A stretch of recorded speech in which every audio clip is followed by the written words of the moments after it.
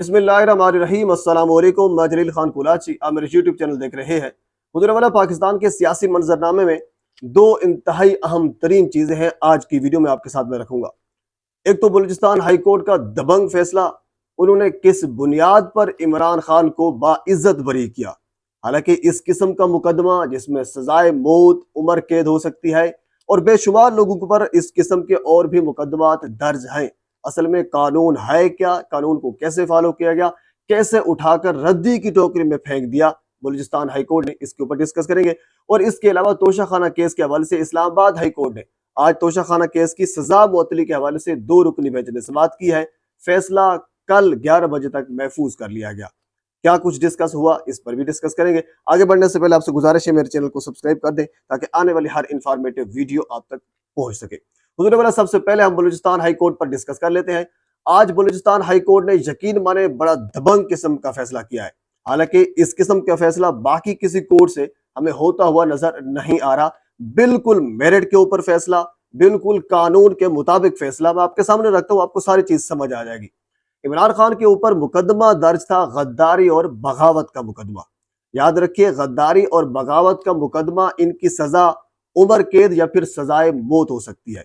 अब बलूचिस्तान में इमरान खान के ऊपर गद्दारी और बगावत का मुकदमा दर्ज करने के मकासद ये थे, उम्र कैद, सजाए मौत, या फिर कम से कम आप ये भी कह सकते हैं कि बलूचिस्तान की जेलों में उनको खुआर करना था। अच्छा, साथ आपको ये भी बता दूं कि हाई कोर्ट अगर ये देखे कि किसी भी केस में, किसी भी मुकदमे में 5% या 10% उसमें जान है, तो वो ट्रायल कोर्ट को भेज देती है कि उस पर ट्रायल चलता है, बाकायदा उस पर तहकीक होती है, वगैरह वगैरह।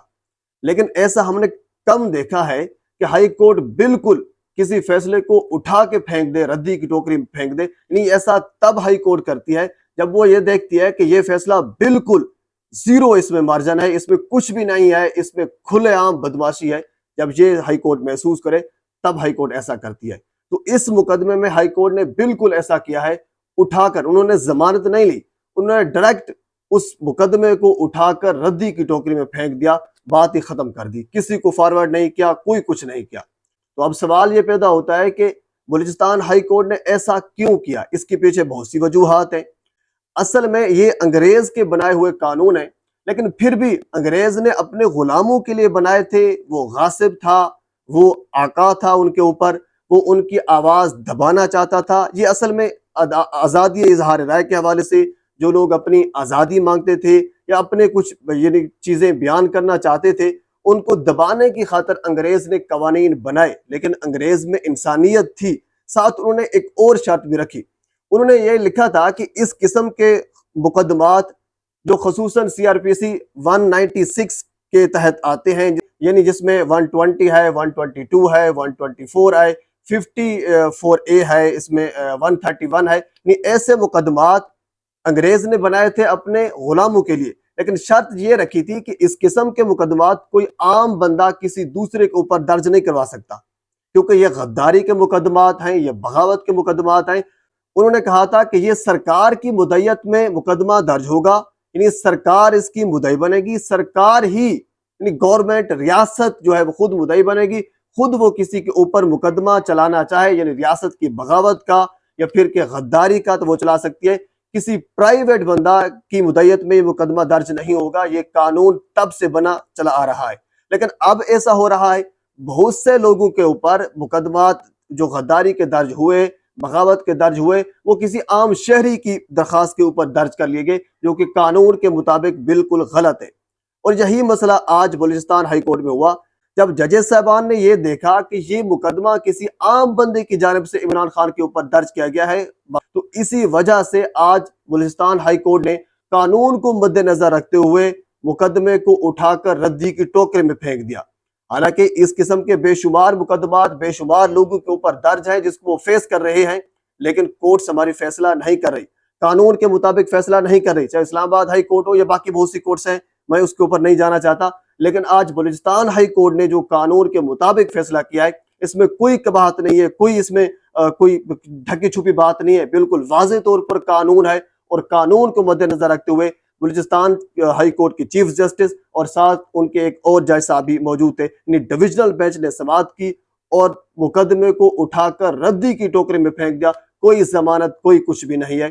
اب اگر اس قسم کے میرٹ کے اوپر فیصلے آنے لگ جائیں تو خان صاحب کے اوپر جو 150 کے قریب مقدمات ہیں وہ ایسے چلے جائیں گے.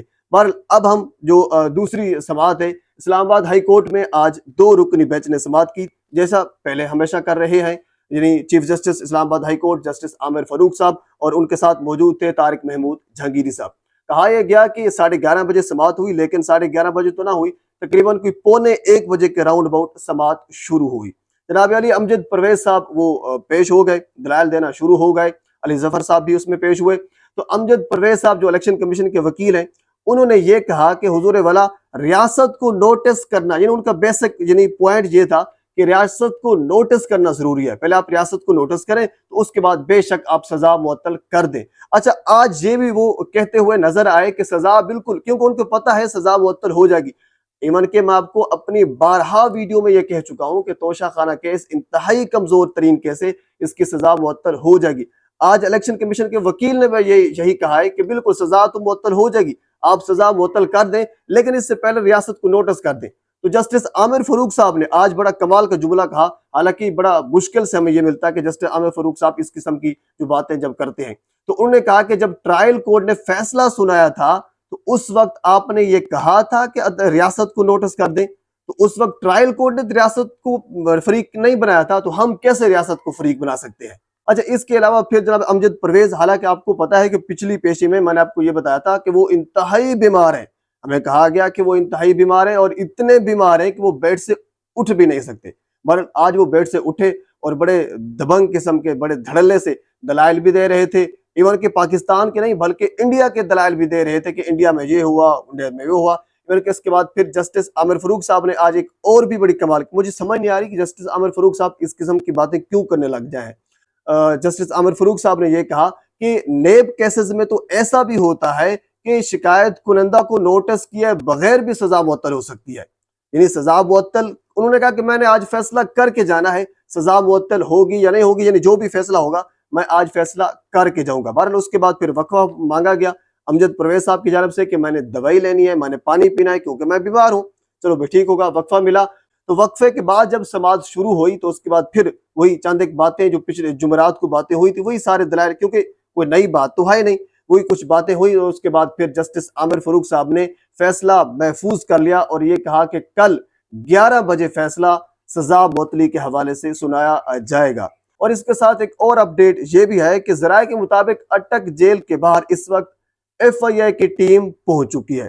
اب یہ کہا جا رہا ہے کہ سائفر والے معاملے کے اوپر خان صاحب کو ایک مرتبہ پھر اگر توشہ خانہ کیس میں سزا معطل ہوتی ہے تو پھر سائفر والے معاملے کے اوپر گرفتار کیا جا سکتا ہے. لیکن جب آج لطیف کھوسہ صاحب سے بات کی ہے، انہوں نے میڈیا سے کچھ بات چیت کی ہے، وہ ویڈیو میں نے اپنے یوٹیوب چینل پہ لگائی ہوئی ہے، آپ جا کر دیکھ بھی سکتے ہیں.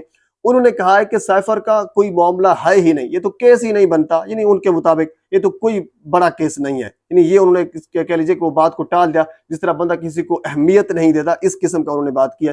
بہرحال اب کل 11 بجے فیصلہ ہوگا، اس کے بعد پھر سائفر کا کیا بنتا ہے، خان صاحب باہر آتے ہیں نہیں آتے، یہ تو آنے والا وقت ہی بتائے گا. بہرحال آج یہ پاکستان کے سیاسی منظرنامے میں اب تک اتنا ہی. مزید اس حوالے سے جو کچھ میرے تک پہنچے گا میں بر وقت آپ تک پہنچانے کی کوشش کروں گا. ایک مرتبہ پھر آپ سے گزارش ہے میرے چینل کو سبسکرائب کر دیں تاکہ آنے والی ہر انفارمیٹیو ویڈیو آپ تک پہنچ سکے. اللہ حافظ.